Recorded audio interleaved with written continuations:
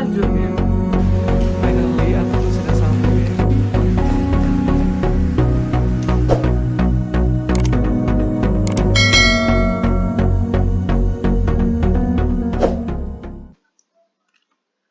Assalamualaikum warahmatullahi wabarakatuh. Insyaallah, Om Swastiastu, Namo Buddhaya, salam kebajikan.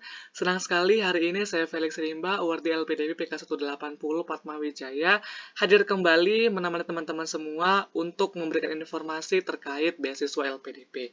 Nah, tak terasa ya, saya sudah menjelaskan kemarin itu tentang beasiswa LPDP di bagian substansi dan juga pemberkasan. Nah, tibalah saatnya ini di penghujung ya, di penghujung dari seleksi LPDP yaitu wawancara.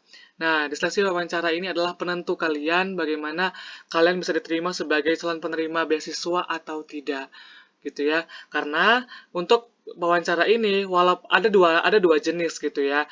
Ada yang lulus passing grade dan dinyatakan lulus gitu kan sesuai dengan kriteria, dan juga ada yang lulus passing grade tapi tidak direkomendasikan. Nah, itu adalah karena ada beberapa kriteria yang tidak sesuai dengan interviewer gitu loh, yang diharapkan dari interviewer dari kalian gitu.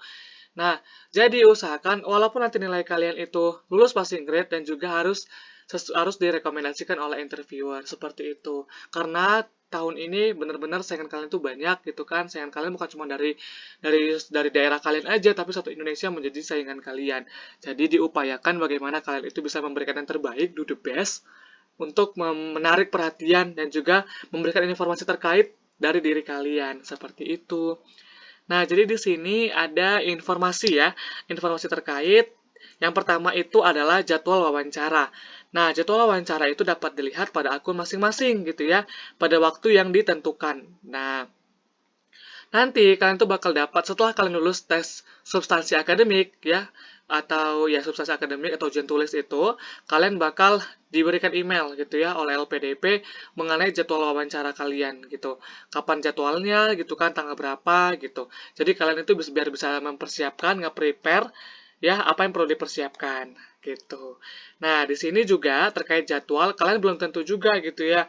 Kan aku pendaftarnya nomor sekian sekian 2300 sekian gitu kan. Nah, bisa jadi kalian itu diletakin di bagian akhir atau di tengah-tengah, bahkan juga ada kemungkinan di awal gitu. Tapi sampai saat ini saya juga masih belum tahu bagaimana untuk penentuan dari apakah di awal, tengah, atau di akhir gitu. Apakah memang karena jurusannya, universitasnya, atau apa, seperti itu ya. Itu juga menjadi bahan pertimbangan kalian.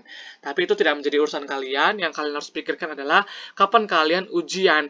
Jangan sampai lupa gitu. Case-nya yang saya temukan adalah bagaimana mereka itu lupa tanggalnya, atau ingat-ingat jambu gitu ya. Yang seharusnya mereka itu wawancara tanggal 14, tapi mereka merasa melihatnya tanggal 15 gitu. Jadi mereka baru buka website tanggal 14-nya. Ya udah kelewatan dong gitu ya.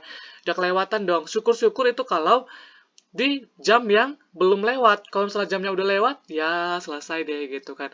Percuma kalian mau ngadu ke siapapun, termasuk ke tiket bantuan, itu tidak ada gunanya gitu. Karena intinya adalah kalian harus mencoba di tahun depan gitu. Sederhananya, yang seperti yang sudah dikatakan LPDP, kalau sudah sampai di tahap wawancara dan gagal, itu artinya kalian tidak boleh mengikuti tahap kedua gitu. Kalian harus mengikuti tahap berikutnya di tahun depan. Wow, jadi tolong teman-teman, jangan gara-gara hal kecil kalian tuh gagal gitu ya. Nah, kita ke selanjutnya. Tautan atau link Zoom diakses 2 jam sebelum jadwal wawancara pada aplikasi pendaftaran. Nah, dan peserta dapat bergabung pada Zoom meeting 2 jam sebelum wawancara, sehingga jadwal peserta bisa lebih cepat dan dari yang dijadwalkan.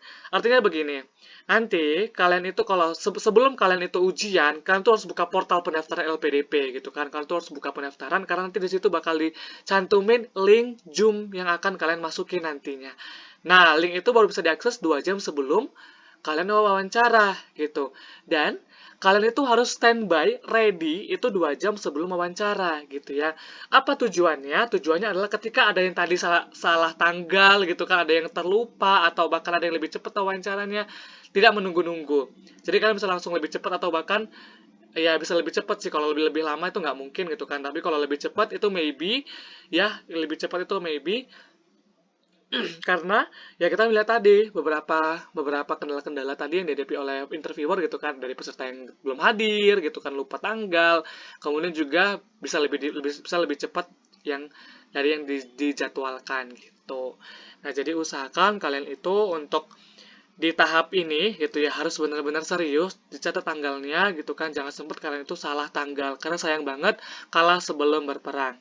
Oke, ready ya?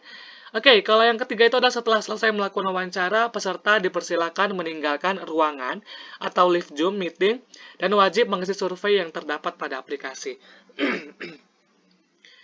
Nah, jadi di sini setelah kalian itu selesai wawancara oleh interviewer, kalian mengucapkan salam, kalian boleh langsung meninggalkan Zoom ruangan Zoom meeting gitu kan. Nanti kalian bakal diberikan link untuk mengisi Google Form ya kan terkait dari survei wawancara kalian tadi gitu.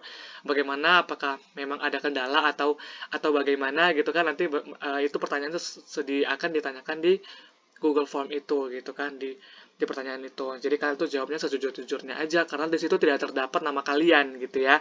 Jadi usahakan ya di situ harus jawab ya sejujurnya aja. Memang kalau misalkan itu ada kendala, ungkapkan apa kendala kalian gitu ya. Oke. Nah, di sini itu ada tata tertib yang harus dipersiapkan dan dipatuhi peserta selama wawancara.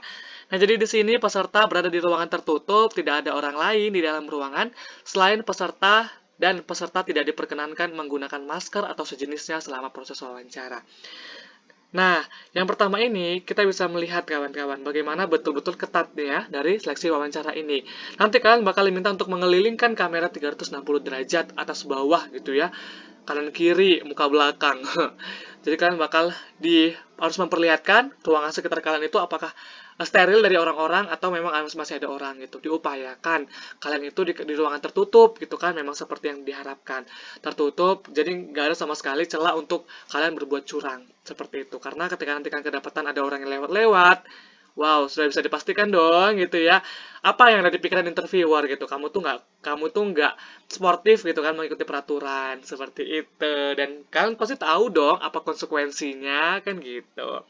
Oke, nomor 2. Poin pertama dikecualikan bagi peserta yang dari beasiswa penyandang disabilitas. Nah, jadi bagi kalian yang penyandang disabilitas itu masih boleh dibantu oleh satu orang gitu ya yang dipercaya dapat membantu dalam proses wawancara ini. Tapi bukan untuk menjawab ya.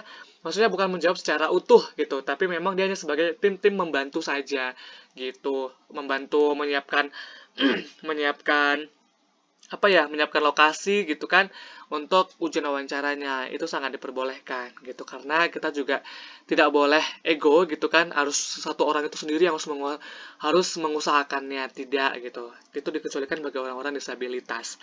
Oke, yang ketiga itu ada peserta memakai kemeja atau batik yang sopan dan rapi.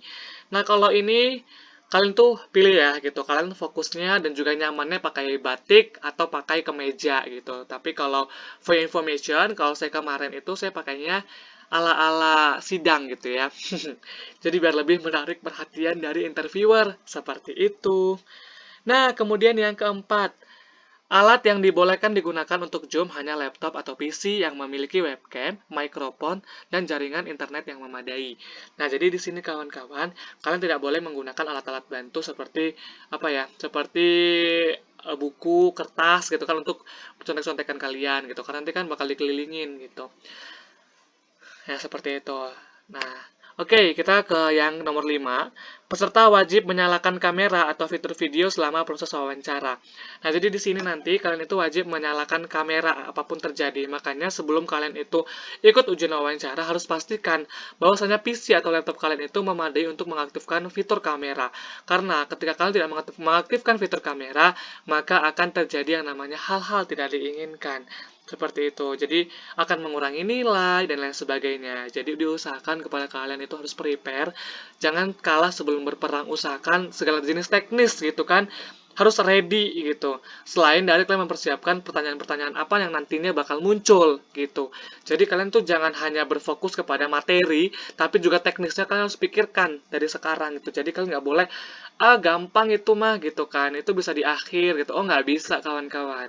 Satu hari sebelum ujian, siapa mau minjemin kalian laptop? Ya kan?